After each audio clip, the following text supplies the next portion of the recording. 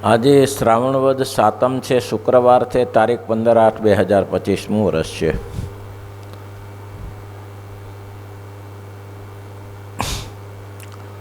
પ્રશ્ન સ્વામિનારાયણ ભગવાને ઉપસ્થિત કર્યો છે કે લોકોને એવી શંકા થાય કે આગળ જે કયું નિર્ગુણ સ્વરૂપ અને સગુણ સ્વરૂપ એને તો સમજ્યા ને, સગુણ કેમ કહેવાય ને નિર્ગુણ કેમ કહેવાય. નિર્ગુણ કહેતા એ સર્વત્ર કોઈ જગ્યા ખાલી અણુમાં જે વ્યાપ્ત છે તેને નિર્ગુણ કહેવાય.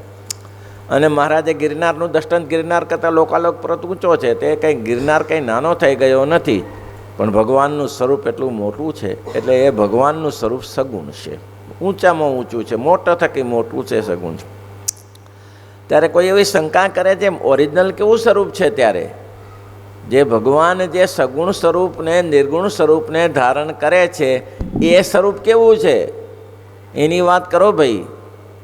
ત્યારે શ્રીજી મહારાજ કહે છે આ બેઠું છે એવું છે, આ તમારા સામે બેઠું છે ને એવું છે, તમારી સાથે સેવા સ્વીકારે છે, તમે જમાડો ત્યારે જમે છે, તમે વસ્ત્ર પહેરાવો ત્યારે વસ્ત્ર પહેરે છે, અને તમે જ્યારે એને ઘોડો લઈ આપો ત્યારે ઘોડામાં બેસે છે, અને તમે છાંય બેસો ત્યારે છાંય બેસે. આ સ્વરૂપ છે.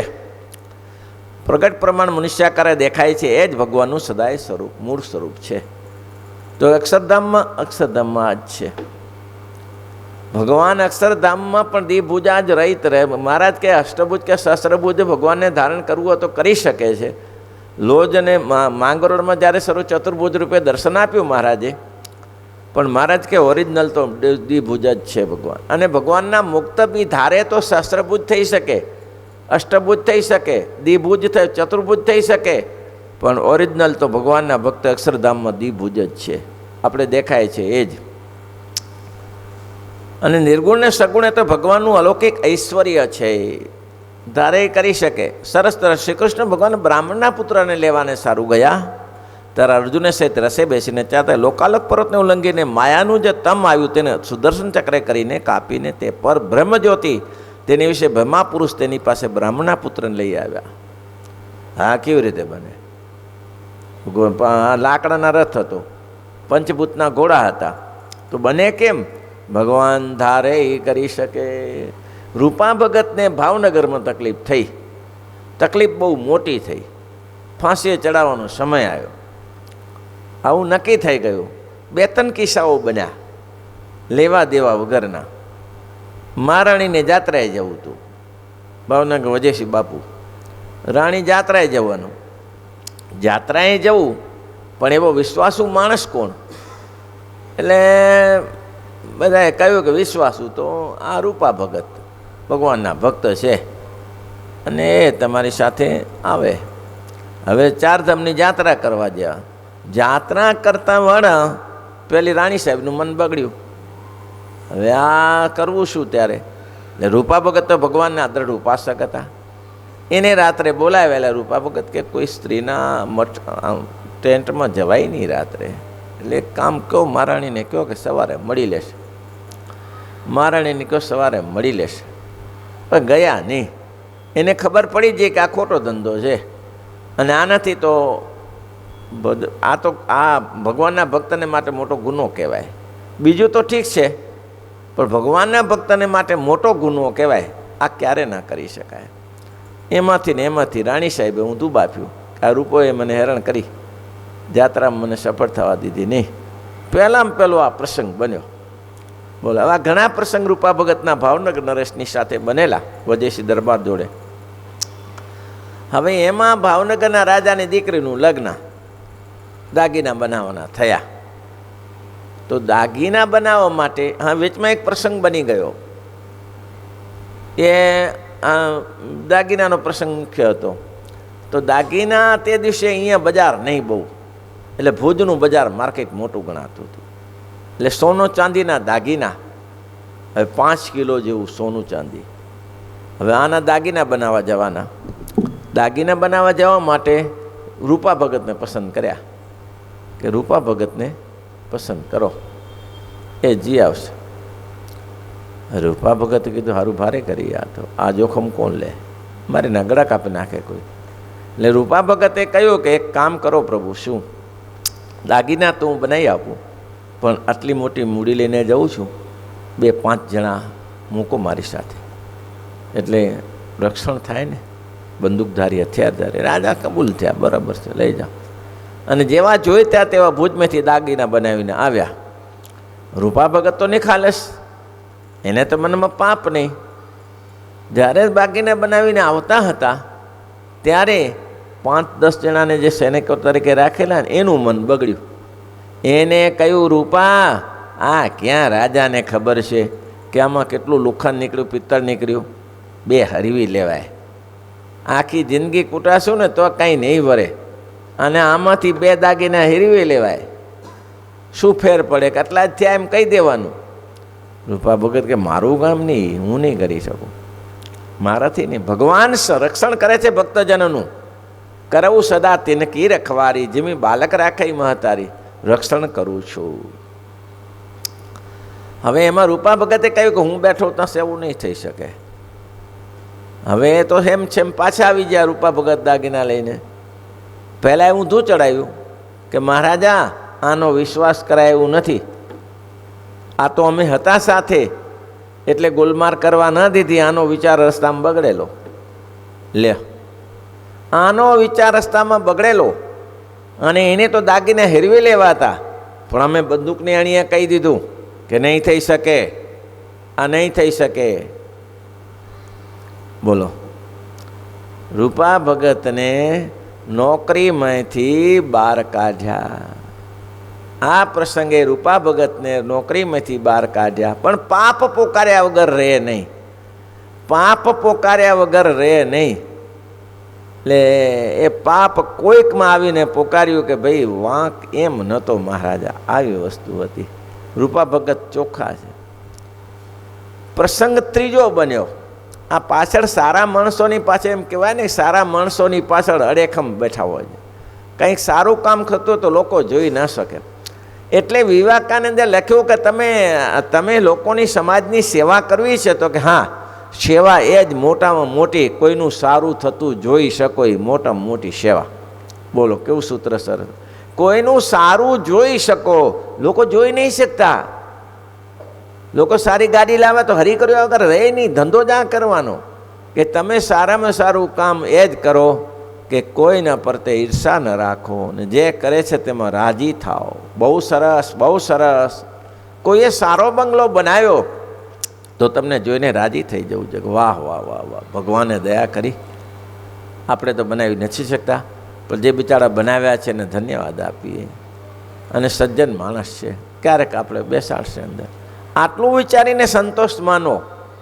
એ પરના ઉજરે હર્ષ વિષાદ બસેરે, રામાયણમાં લખ્યું છે. જીવ પ્રાણી માત્રની આ ગતિ છે. કોઈનું ઘર ઉજળ થઈ જાય તો રાજી રાજી થઈ જાય, અને વસી જાય તો હેરાન હેરાન થઈ જાય, મારા બેટાનું વસ્યું કેમ. બોલો, આ બીજો પ્રસંગ હતો. બીજો પ્રસંગ તો પૂરો કંઈક કહી દીધું.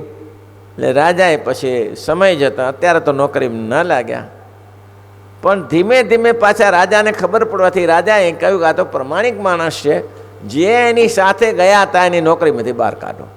એને નોકરીમાંથી બહાર કાઢ્યા. રૂપા ભગતને પાછા બોલાયા. પણ હવે આ કનખલિયા જપે ખરા, સાથે સાથે રહેતા હોય એને તો ખુરચો બોલાવવાનો જ હોય, એ જપ્યા નહીં હારાઓ. એટલે એને કીધું મહારાજાને કે મહારાજા, આ રૂપો, અહિંસાની મૂર્તિ, સ્વામિનારાયણનો આશ્રિત, અને આ રાજ્યમાં કનખન કર્યા સિવાય કંઈ રહેતો નથી, જપતો નથી. અને મહારાજ, એની પાસે બહાદુરી છે, એનો ઉપયોગ કરી લો ને. તો કે શું છે?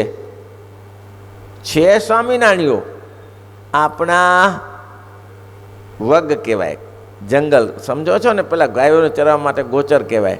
ગોચરમાં સિંહ આવી ગયો છે અને નીકળતો નથી. અને રૂપો છે ને એ તાકાત માણસ છે, એ ધારે તો મારી શકે, પણ હું કહું અવશ્ય કે ચડાવનારાઓ છે, નહીં મારે, નહીં મારે. મારે કે કેમ ના મારે? આ ગાયોનો રંજાડ કરે છે, પશુઓની હિંસા કરે છે, મારે નહીં મારે રાજા. બોલો, બસ થયું એવું. રૂપા ભગતને બોલાયા. રૂપા ભગતને કહ્યું, આ પોઝિશન છે, તમારે આ સિંહને મારવો પડશે. ના મહારાજ, હું નહીં કરી શકું, હું નહીં કરી શકું. હું અહિંસા ધર્મનો પ્રતિપાદક છું, હિંસા ધર્મમાં નહીં માનું. નહીં માનો તો કે ના, રાજવચન છે, રાજાનું વચન હોય તો ભલે ને જેનું હોય તો, હું નહીં માનું, મારાથી નહીં મનાય. નક્કી થઈ ગયું ફાંસીનો ઓર્ડર. મારે સામે ટકનારા ફાંસીના ઓર્ડર સિવાય કંઈ નહીં. નોકરી ગઈ, ત્રીજી વાર નોકરી ગઈ અને ફાંસીનો ઓર્ડર. રૂપા ભગત ઘરે ગયા. ઘરવાળીને કહ્યું, આવું થયું છે, છેલ્લી રાત છે, આજ ભજન કરી લો. ભગવાનની મૂર્તિ મૂકીને ભજન કરે.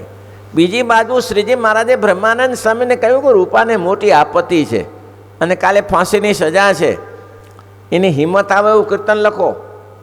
અને ત્યારે બીજી બાજુ બ્રહ્માનંદ સ્વામી કીર્તન લખે, હરિજન સાચારે જે ઉરમાં હિંમત રાખે, હરિજન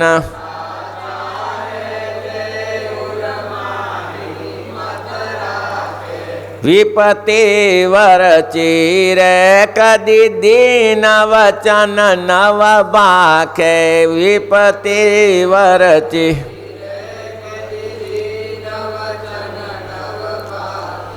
જગનો સુખ દુઃખ રે, માઈક મિથ્યા કરી જાણે, જગનું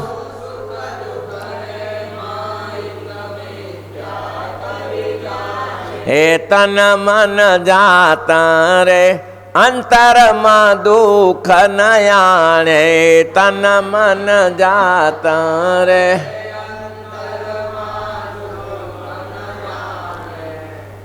તન મન જાતા શરીરે જાય, અંતરમાં દુઃખ ના થાય. આ કાગળ લખાયો. કાગળ લખીને 4 પદ લખીને બ્રહ્માનંદ સ્વામી તાબડતોબ ઘોડા ઉપર બેસાડીને માણસ મૂક્યો. બીજી બાજુ શું થયું? અહીં ભગવાનનું દિવ્યપણું છે. ભગવાનના ભક્તની સદા હું રક્ષા કરું છું. સ્વામિનારાયણ ભગવાન દિવ્ય સ્વરૂપે રૂપાને ત્યાં પહોંચી ગયા. રૂપાને તે રાત્રિમાં એને પત્ની ભજન કરે છે કે છેલ્લી રાત્રિ છે, કાલે ફાંસીનો ઓર્ડર છે, છેલ્લી રાત્રિ છે. એટલે એ ભગવાનનું ભજન કરે છે. ત્યાં સ્વામિનારાયણ પ્રકાશમાં દર્શન થયું. ઓહો હો મહારાજ, ખરા સમય તમે પધાર્યા. બસ મહારાજ કે અમે ના આવી ત્યારે કોણ આવે? ત્યારે અમે ના આવી ત્યારે કોણ આવે? રૂપા, તું મારો આશ્રિત છો. અનન્યસ ચિંતયંતો જન જો જના પરિઉપાસતે તેસમ નિત્યભિયુક્તાનં યોગક્ષેમો વહામિહમ. બોલો, સૂત્ર ગીતાનું છે. અનન્યસ ચિંતયંતો જમ, મારી આજ્ઞાને દ્રઢ પાલન કરે છે. મારી આજ્ઞામાં રહીને તે રાજાના વચનને ઠેલી દીધું કે હું હિંસા નહીં કરી શકું. હું સ્વામિનારાયણનો ચુસ્ત આશ્રિત છું, જીવ પ્રાણી માત્રને હું નહીં મારું. રાજાના વચનને ઠેલ્યું તો હું તારી સાથે બેઠો છું. હે મહારાજ, બસ કહું એટલું કર. બોલો મહારાજ, મારી આજ્ઞા મનાશે? મહારાજ મનાય, આપની આજ્ઞા કઈ ના મનાય? બધી આજ્ઞા મનાય. આ દિવ્ય રૂપે ભગવાન ગયા છે તો તમારા જેવા જ ને. ઘોડા ઉપર બેસાડીને ચાલો ત્યારે ઘોડો ભાર ઉપાડે છે ને. સૂર્યના પ્રકાશમાં દર્શન થાય છે ને, ચંદ્રના પ્રકાશમાં દર્શન થાય છે ને. કોઈ ચંદ્રનો પ્રકાશને દીવો કરો ત્યારે દર્શન થાય છે ને. હા, અને એ જ જ્યારે સુકાનંદ સ્વામી પાસે કાગળ લખાવે અને દીવામાં ઘી ખૂટી ગયું, તેલ ખૂટી ગયું અને દીવો બંધ થઈ ગયો, ત્યારે શું કર્યું? દીવો બંધ થઈ ગયો તો કર્યું શું? સુકાનંદ સ્વામી કે મહારાજ તેલ લેતો આવું. કેમ? તેલને શું કરવું છે? મહારાજ તેલ વગર તો આ કાગળ કેવી રીતે દીવા વગર લખાય? અરે મહારાજ કે બેસો, કંઈ લખવાની જરૂર, બેસો. અને પગના અંગૂઠામાંથી તેજ કાઢ્યું. હારે શીતળ શાંત તેજ. આ ભગવાનનું દિવ્યપણું છે. માઇક લોકો આ વાત નહીં સમજે ભાઈ. દિવ્યપણું છે. અને સુકાનંદ સ્વામીએ સવાર સુધી કાગળ લખ્યો, ત્યાં સુધી તેજ રહ્યું. મહારાજને કોઈ અગત્યના કાગળ લખવા હોય, બુરનપુરનો કાગળ હતો તે લખવાનો હતો. એટલે મહારાજ કે અત્યારે ચાલે એવું નથી, નહીં તો કાલે એટલે ભાઈ જપોને થોડી વાર કંઈ. બુરનપુરનો કાગળ હતો તે હવે ચાલે એવું હતું નહીં, કારણ કે ફાંસીની સજા 350 આપવાની હતી. એટલે મહારાજે કાગળ લખાયો. તો આ ભગવાનનું દિવ્યપણું છે. આવા તો ઘણા પરચા છે. અને પ્રેમાનંદ સ્વામી અને એ તો સુકાનંદ સ્વામીને પૂછો કે મહારાજના કેવા દિવ્ય ચરિત્ર છે ત્યારે ખબર પડે. છે પુરુષ જેવા, આપણા જેવા જ છે, માઇક જ છે, દિવ્ય નથી દેખાતા. મારા જમવા બેસે ત્યારે પ્રશંસા કરે, શું થાળ બનાવે, આ હા અન્નકૂટ બનાવ્યો છે કે શું, હા અન્નકૂટ બનાવ્યો છે કે શું, બોલો. મહારાજ કે હરિભક્તોને રાજી કરવા માટે એક ગામડામાં ગયા. તો ગામમાં ગયા તો હરિભક્તો કે ભલે મહારાજ પધારે. હવે 350-400 જણા. પેલો કે આ મહારાજ કે સાંજે શું જમાડાય? તો સાંજે શું બનાવે? ખીચડી બનાવીએ, ભાત બનાવ્યો. હવે ભાતમાં દૂધ, હવે ગામભરનું દૂધ ભેગું કરી આવ્યો. મહારાજનો મહિમા બતાવીને દૂધ તો આ ગામ ભેગું થઈ ગયું. ખાંડ ક્યાંથી લાવી? અને કાઠીઓ મારા બેટા દૂધ ખાંડ વગર પીએ નહીં. આખા ગામનું દૂધ ઘડે ઘણા લાયા.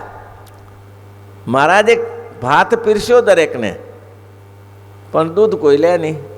મહારાજે ખવાય જ ગળપણ વગર. મહારાજ કે ભારે કરી. પેલા હરિભક્તોને કે તમે આ દૂધ લાયા છો તે પાછું લઈ જા. પાછું ચા લઈ જાઉં? એ માથાનો ફરેલ. પાછું ક્યાં લઈ જાઉં?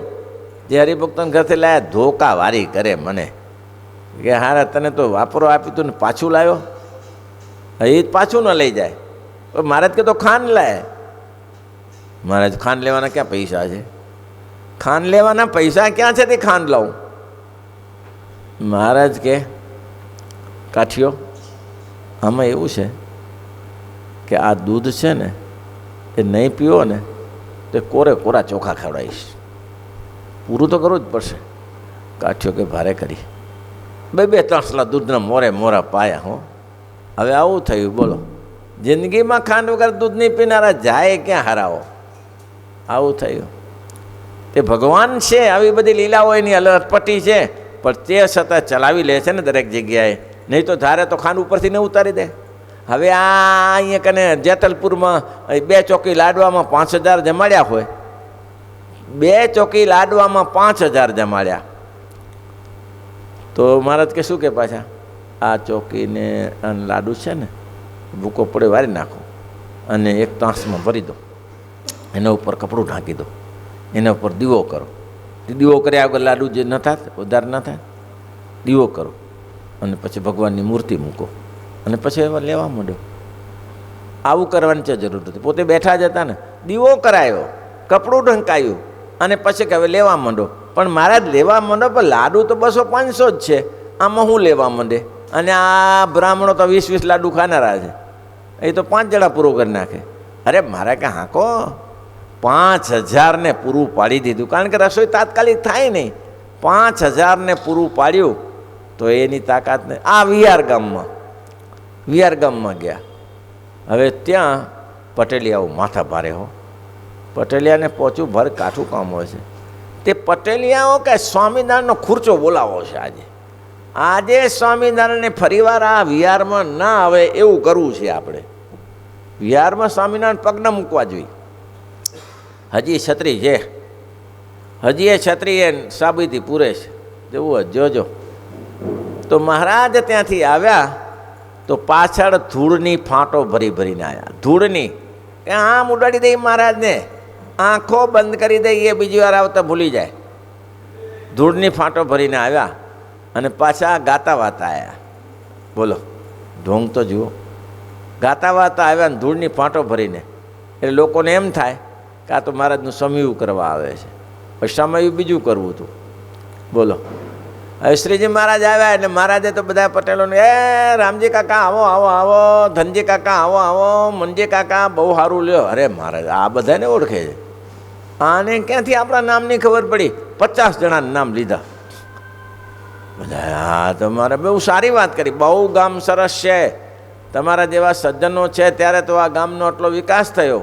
હવે આ કોઈને નિયમ એવું છે કે ભેંસને ખાણ ને માંસને વખાણ ધરાઈ જાય ને બધો. ભેંસને ખાણ અને માણસને વખાણ એટલે બનભણ ઢળી પડે, ગમે તેવો હોય તો.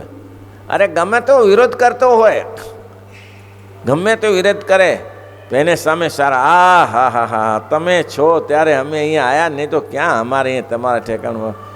એટલે ધૂળની ફાંટોને શું કરવું? હવે બેસી તો ગયા સભામાં, પણ ધૂળની ફાંટોને શું કરવું? મહારાજ આ બાજુ વાતો કરે છે, આ બાજુ સંતો બેઠા છે, અને પછી એમાં ધીમે ધીમે રહીને પાછળની ગાંઠો હરકાવી દીધી અને ધૂળ નીચે નાખી દીધી.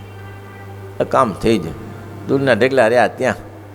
મહારાજ કે પટેલો, આજ તો અમે બહુ રાજી થયા છીએ, તમને બધાને જમાડવા છે. આપણે તો છે ને આયોજન કર્યું રસોઈનું, તમને બધાને જમાડવા છે. તે પટેલો કહે ત્યારે તો જમણવાર જ ત્યાં થતા હતા. પટેલ કે આ મફતના લાડુ જમે તો શું ખોટું, મળે તો શું ખોટું. મહારાજ બહુ સરસ એવા સત્સંગી થઈ ગયા, અને ત્યાં મારા ત્રિકમ મહારાજે રસોઈ કરી હતી 10-15 જણાની, મહારાજ જોડે હોય નહીં, અને આ બધા 500 જણા. લ્યો, હવે ત્રિકમ મહારાજને કહ્યું કે આ બધાને જમાડવા છે. મહારાજ રસોઈ તો 10-15 જણા, અહીં બહુ થઈ ગઈ, પણ એ ટુકડો નહીં આવે, એ ટુકડો નહીં, બધા જમી લેશે. દીવો કરીને ત્યાં વળી મુકાઈ મૂર્તિને, વળી પાછું ચાલુ કર્યું, તે 500 માણસને જમાડી દીધા. બોલો, એ એની તાકાત છે ભાઈ. એટલે મહારાજ કહે છે તમારા જેવા લાગે, તમારા જેવા નથી. સાંજે મહારાજ કે દૂધ આપો, દૂધ. મહારાજ ભેંસો જંગલમાં ગઈ છે, 4-5 વાગે ભેંસો જંગલમાં ગઈ છે. સાંજે આવે ત્યારે દૂધ મળે. મહારાજ કે આ ઊભી તો છે. મહારાજ કે ભેંસ તો ઊભી છે, એની ભેંસના કહેવાય પાડી કહેવાય. 2 વર્ષ ત્યાં, 2 વર્ષ ત્યાં. મહારાજ કે એ દૂધ ના આપે. લે, માણસને મૂર્ખાને ખબર, દૂધ ના આપે. એને એ દૂધ આપે ને, પણ મહારાજ આ તો પાડી કહેવાય, વ્યાય પછી દૂધ આપે. હજી તો એ નથી ભરાણી નથી એમ. પણ મહારાજ કે મોટી ભેંસ 5 લીટર આપે તો 2.5 લીટર તો આપે ને. લ્યો, મોટી ભેંસ હોય એ 5 લીટર આપે, 2.5 લીટર તો આપે ને. અમને દૂધ પીવું છે, લાવો દૂધ દોઈ લાવો. હવે પાડી પાસે ગયા, પાડી દોઈને દૂધ પાયું 2.5 લીટર. લ્યો, થાય તમારાથી? એ ભગવાનનું દિવ્યપણું છે. તમે માઇક માનો છો, માઇક નથી, ભગવાન દિવ્ય છે. તમારું કામ નહીં, એ પુરુષોત્તમ નારાયણ કરી શકે. એટલે શ્રીજી મહારાજ કહે છે આ બેઠું છે ને એ જ ઓરિજિનલ સ્વરૂપ કયું? જો આ બેઠું છે એ જ તમારા સામે દેખાય છે તે. હવે કાલે દર્શન આપીશું. મહારાજે કીધું કે બ્રાહ્મણને પુત્ર લેવા બ્રહ્મા પુરુષના ધામમાં ગયા ત્યારે ભગવાન તો કેવા હતા? ઘોડા હતા ને આ હતું તે હતું. પણ ભગવાનના માઇક ચરિત્રને વિશે આવા તો હજારો પ્રસંગો છે. સ્વામિનારાયણ ભગવાનના વખતમાં સંતો લખી લખીને, શ્રીજી મહારાજના વખતમાં રહેનારા સંતોને ધન્ય 50 તો લૈયા સાથે ફરતા હતા. અને સાંજે આવે ત્યારે જ્ઞાન ગોષ્ઠી થાય, અને એમાં પૂછે કે આજે મહારાજે શું વાત થઈ, આજે કોને મળ્યા, અને બધા લખવા માંગતા હતા. એટલા માટે પોતા જો ચરિત્ર તમે જોતા હશો તો એ ડબલ આવી જાય. આ ગ્રંથમાં આ ચરિત્રો થોડું ફેરફાર કરીને લખાયેલું હોય, પણ ચરિત્ર તો એ જ આવે. આ કુશળ કુંવર કુશલીબાની વાત છે એ બધા ગ્રંથોમાં લખેલી હોય ને એ પર. તે પછી ઘણી જગ્યાએ વાતો ડબલ આવતી હશે, પણ આમાં એક ગ્રંથમાં લખ્યો ને આમાં એક અદ્ભુતાનંદ સ્વામી લખે, અને બધા જે કવિ થઈ ગયા, લેખકો થઈ ગયા, લખે, આધારાનંદ સ્વામી લખે, પણ ફેરફાર થાય. ફેરફાર કેમ થયો? સાંભળવામાં એટલું બધું તો એક જે ડીટો તો ડીટો ના જ આવે ને. તમે બોલો ને હું લખું, ડીટો તો ના જ આવે ને. જેને પહેલાં એ લખ્યું છે એની કોપી તો આ કરવાના નથી, તો જે સાથે હતા એ તો ડીટો ટુ લખી રાખ્યું, જે થયું તે. હવે સાંભળીને લખ્યું એ તો ડીટો ટુ ડીટો ના આવે, એ તો ફેરફાર થાય. એટલે દરેક ગ્રંથમાં આપણે કંઈક આમાં આમ કેમ થયું, આમાં આમ કેમ થયું. આ એક જગ્યાએ આધારાનંદ સ્વામીને કોઈ પૂછ્યું કે સ્વામી તમે આ લખ્યું અહીંયા કને કે ઘોડા ઉપર મહારાજ બેઠા હતા, પણ અહીંયા હાથી ઉપર બેઠા હતા. અહીંયા હાથી ઉપર હું સાથે હતો. આ જગ્યાએ જ્યારે શોભાયાત્રા નીકળી ત્યારે મહારાજ હાથી ઉપર બેઠા, તમે તો ઘોડા ઉપર લખ્યું. તો આધારાનંદ સ્વામી શું કીધું? એ તારા વખતનું નથી, આ બીજા વખતનું છે. તારે તે જોયું તું એ બીજી વાર હતું ને આ મારું બીજી વાર હતું. એટલે મારી રીતે જ હું બરાબર લખું. એટલે સૌ સંતોએ પોતપોતાની રીતે ચરિત્રો લખ્યા છે. ખ્યાલ આવી તમે તારે? પણ મહારાજની સાથે સાવધાની તો ખરી ને. હવે લક્ષ્મીસંઘને પાસે સુખુશાલદાસને મૂક્યા કે એની પાસે શ્રીમદ ભાગવતનું ટીકાવાળું બુક લેતા હોય, ઓલ્યો આપે નહીં માથાનો દહીંનો ઉપાડે. હવે કેવા તે શાલગ્રામની પૂજા કરે તો શાલગ્રામ ભાગ્યા ગોપાળાની સ્વામી પાછળ, ખુશાલદાસની પાછળ. ઓલ્યો હવે હું જાણો કે મારા બેટા શાલગ્રામ ભાગ્યા હતો કે લે. પછી કે આ આપવું ખરો, પણ આ શાલગ્રામની બેસાડો પહેલાં. ગોપાળાની સ્વામી કે મેં શું કર્યું એમાં? મેં શું કંઈ કર્યું? હું અડ્યો છું તારા મૂર્તિને? તો તમારી પાછળ કેમ આવે છે? મને શી ખબર કેમ પાછળ આવે? તને ખબર પડે, તને ભાન પડવું જોઈએ. પછી કે બાપા આને ઠેકાણે કરો, હું તમને પુસ્તક આપું. આપશો ક્યારે? કાલ સાંજે. કાલ સાંજે? તો કે કાલ સાંજે, પરમદી સવારે. 50 લઈ આને બેસાડ્યા મહારાજ. 10 પાના આપી દીધા. કેટલા થયા પાના? કેટલા પાના થયા? હે ભાઈ, હે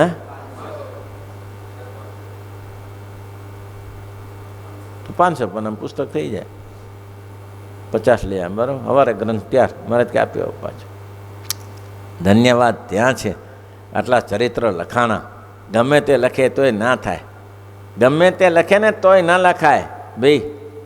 એક આપણે પુસ્તકી જ્ઞાન ઓલો ગૌરવગા થાય, એમાં ઊંચા નીચા થયા, કશું ભલીવાર ના આવે. આપણે જીવ છીએ ને એ શિવ છે, એટલું ધ્યાન રાખવાનું. શ્રીપતિ સીતારામ.